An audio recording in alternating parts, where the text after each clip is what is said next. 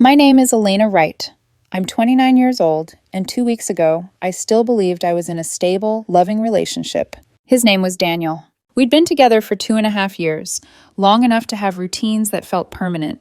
Friday night takeout from the same Thai place. Inside jokes no one else understood.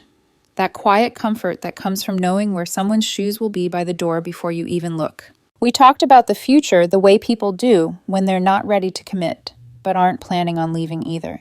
Marriage came up in hypotheticals. Kids were a someday conversation. Not now, not yet. I thought we agreed on that. The night everything ended didn't look dramatic. No shouting, no slammed doors. It was a Tuesday. We were at his apartment, watching some crime documentary he'd been obsessed with for weeks.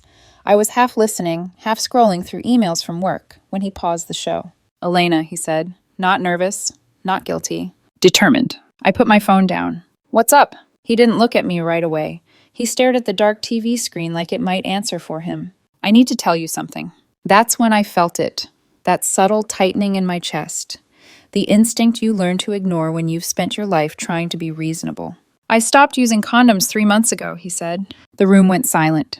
The refrigerator hummed from the kitchen. A car alarm screamed somewhere outside. I could hear my own heartbeat pounding in my ears. "What?" I asked. "I stopped using them," he repeated. "I want a baby." I laughed. A short, confused sound. "You're joking." "I'm serious." I stared at him, waiting for the punchline that never came. "You knew I wasn't ready," I said slowly. "I think you'll change your mind once it happens," he replied. "People always do." My stomach dropped. "You lied to me." "I didn't lie," he said quickly. "I just didn't tell you." The words hit harder than shouting ever could. "You made a decision that could change my entire life without my consent." "This is my body too," he said. "And I'm almost 30. I don't want to wait forever. My ex..."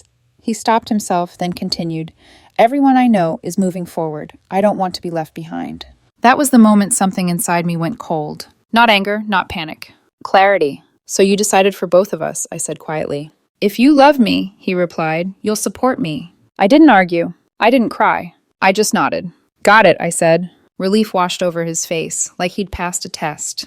I left 20 minutes later, saying I needed air. He kissed me at the door, told me he loved me, said we could talk baby names over brunch.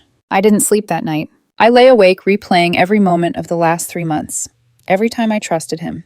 Every time I said yes, believing we were making choices together. By 3 a.m., I knew the truth. This wasn't love. It was control. The next morning, I made calls. Quiet ones. Deliberate ones. And by the time the sun came up, I had a plan. I didn't confront Daniel again after that night. Not because I was confused, not because I needed time to think, but because clarity has a strange effect on you when it finally arrives. It quiets you. The morning after I left his apartment, I moved through my day on autopilot. Shower, coffee, laptop open at the kitchen table, emails answered, meetings attended. I smiled at the right moments, nodded when expected. No one knew that something fundamental had cracked inside me. By 10 a.m., I made my first call, my gynecologist's office. The receptionist asked if I was sure, if I wanted to talk through options, if I needed time. Her voice was gentle, practiced, the kind of voice used for people who are still undecided. "I'm sure," I said. "Please schedule the earliest appointment you have." She booked me for 2 weeks out.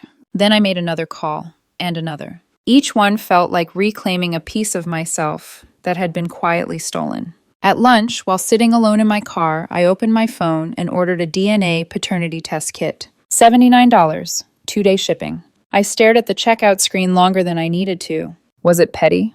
Yes. Was it calculated? Absolutely. But it wasn't about accusing him of cheating. It was about forcing him to confront the reality of what he'd done. If you're willing to gamble with someone's future without consent, you don't get the benefit of unquestioned trust.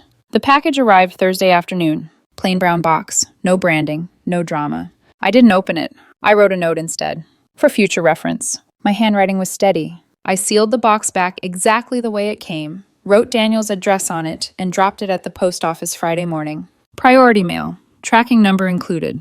I felt calm. Too calm, maybe. Saturday morning, my phone started vibrating while I was on the treadmill at the gym. Once, twice, 3 times. I ignored it. On the 4th call, I answered. "What the hell is this?" Daniel's voice snapped. It wasn't sad. It wasn't confused. It was angry. "What's what?" I asked, turning down the treadmill speed. "The DNA test. You sent me a DNA test with a note." "Oh," I said lightly. "That." What is wrong with you? I figured we'd need it eventually, I replied. You know, for future reference. There was a sharp inhale on the other end of the line. Are you accusing me of cheating? Elena, that's insane. I kept my voice level. You lied to me for 3 months about contraception, I said. You made a life-altering decision without my consent. Why would I trust you? That's different, he shot back. That was about us starting a family. No, I said, that was about control. Silence. You're cruel, he finally said. You're trying to humiliate me. I'm being honest, I replied. Something you didn't give me the courtesy of. He hung up. 10 minutes later, the text started. Paragraphs. Accusations. How I was heartless. Vindictive. Dramatic. How I was destroying something beautiful over nothing. How I was punishing him for wanting a future with me. I read every word. Didn't respond to a single one. That afternoon, his ex-girlfriend, Laura, somehow got my number. She didn't bother with introductions. You need to apologize, she said immediately. For what? For embarrassing him. For sending something like that. Do you know how that made him feel? I laughed once, sharp, humorless. He lied to me, I said, for months. He was trying to start a family, she snapped. That's not lying. If I had secretly sabotaged my own birth control to get pregnant without telling him, I said calmly, what would you call that? Silence. Exactly, I continued. Consent doesn't disappear just because the end goal sounds noble. She muttered something about me twisting things, about me being cold, about how Daniel just loved me and I was throwing everything away. I hung up. By Sunday, the narrative had spread. I was the villain, the woman who sent a DNA test to her loving boyfriend, the one who overreacted, the one who was afraid of commitment. His mother left me a voicemail. Daniel loves you, she said. He just wants a future. Don't you want to be a mother someday? Not like this. Not on someone else's timeline. Not without my consent. Sunday night, I called Daniel. He answered on the first ring. Finally, he said, come over. We can talk. I'll make dinner. No, I replied. We're done. The silence that followed was heavy. You're breaking up with me over this? He asked. I'm leaving because you lied, I said. Because you violated my trust. Because you tried to control my future. I might be pregnant, he said suddenly. My breath caught. Are you? I asked. I don't know, he said. I'm late. Take a test, I said. If you are, we'll figure out co-parenting, but we're not together. You can't just leave. I already have. I ended the call. Blocked his number. Blocked his social media. Blocked everyone who thought love was an excuse for manipulation. I sat alone in my apartment that night, staring at the wall. Relief and grief tangled together in my chest. I had loved him, or at least the version of him I thought existed. And now that illusion was gone. 3 days later, I got the truth. Not from Daniel. From a text sent from a number I didn't recognize. I got my period. You can stop panicking now. That was it. No apology. No acknowledgement of what he'd done. Just a confirmation that I wasn't permanently tied to him. I stared at the message for a long time. Relief came first. Sharp. Almost dizzying. Then sadness followed. Heavier than I expected. Because for a moment, somewhere deep down, I realized I'd already been preparing myself for the possibility that my life might be permanently altered by someone else's decision. And that realization alone told me I'd made the right choice. I didn't reply. I blocked the number. By then, the damage had already spread. Daniel had told his version of the story to anyone who would listen. Friends, coworkers, relatives, even people I'd met maybe once at parties. In his version, I was unstable, cold, cruel. The woman who sent a DNA test for no reason. The woman who panicked over a misunderstanding. The woman who was afraid of commitment.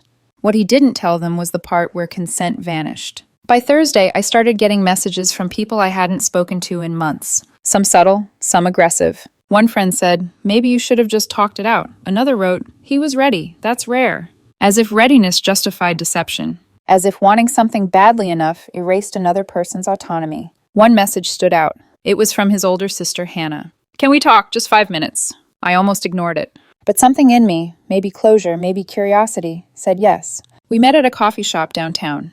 Neutral ground. Public. Safe. Hannah arrived early, already holding a cup she hadn't touched. She didn't look angry. She looked uncomfortable. I didn't know, she said after a moment. Didn't know what? I asked. That he stopped using protection without telling you, she replied quietly. He told us you'd agreed to try for a baby, then changed your mind and freaked out. I nodded slowly. He lied. She exhaled. I confronted him yesterday, she said. He finally admitted it, said he panicked, said everyone around him was moving forward and he felt like time was running out. That still doesn't make it okay, I said. I know, she replied. It was wrong. The word hung between us. Wrong. Simple. Accurate. Rarely spoken out loud. Our mom made him start therapy, she continued, not because he wanted to, because she realized what he did crossed a line.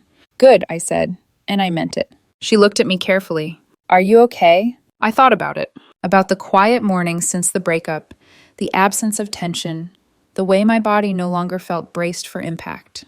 I think I am, I said. And to my surprise, I was telling the truth. A week later, Daniel tried again. Not directly, through a mutual acquaintance. He wanted closure. He wanted to talk like adults. He wanted to explain himself. I said no. Closure isn't something you grant the person who hurt you. It's something you build when you walk away. I went through with my medical appointments, answered the same question over and over. Are you sure?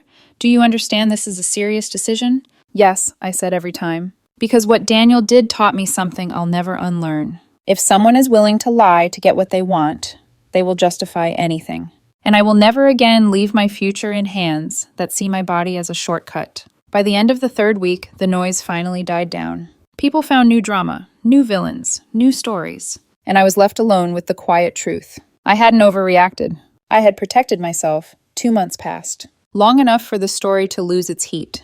Long enough for people to stop checking in out of curiosity and start forgetting altogether. Life has a way of moving on, even when something inside you still aches. Daniel tried one last time. A new number, one message. I'm sorry. You were right. I should have talked to you. I should have been honest. I stared at the screen. I believed he meant it. And that was the problem. Apologies don't undo decisions.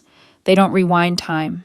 They don't restore trust that was broken deliberately. So I didn't respond. Somewhere along the way, I learned that silence can be a boundary too. I did reply to Hannah, though. She'd checked in a few times over the weeks.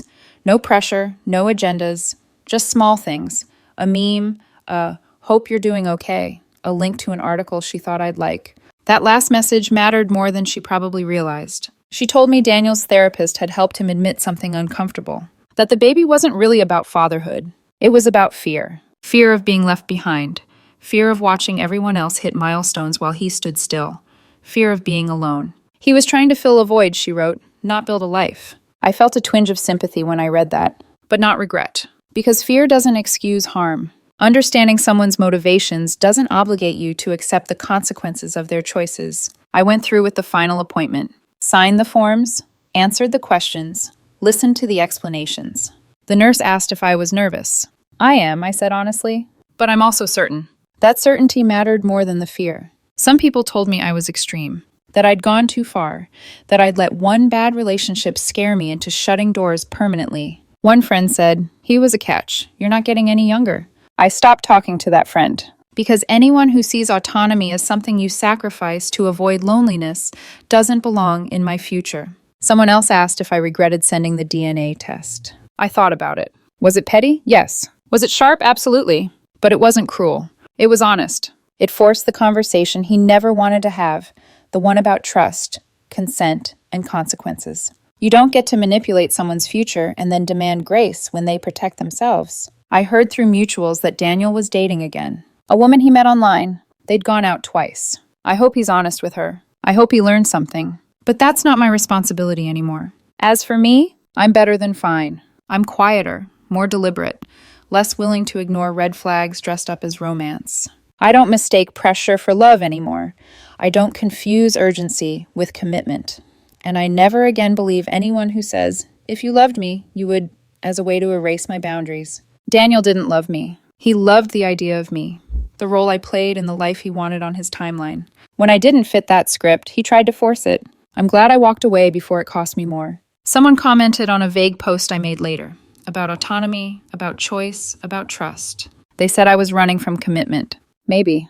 Or maybe I'm running towards something better. Something honest, something mutual, something real. And that's enough for me.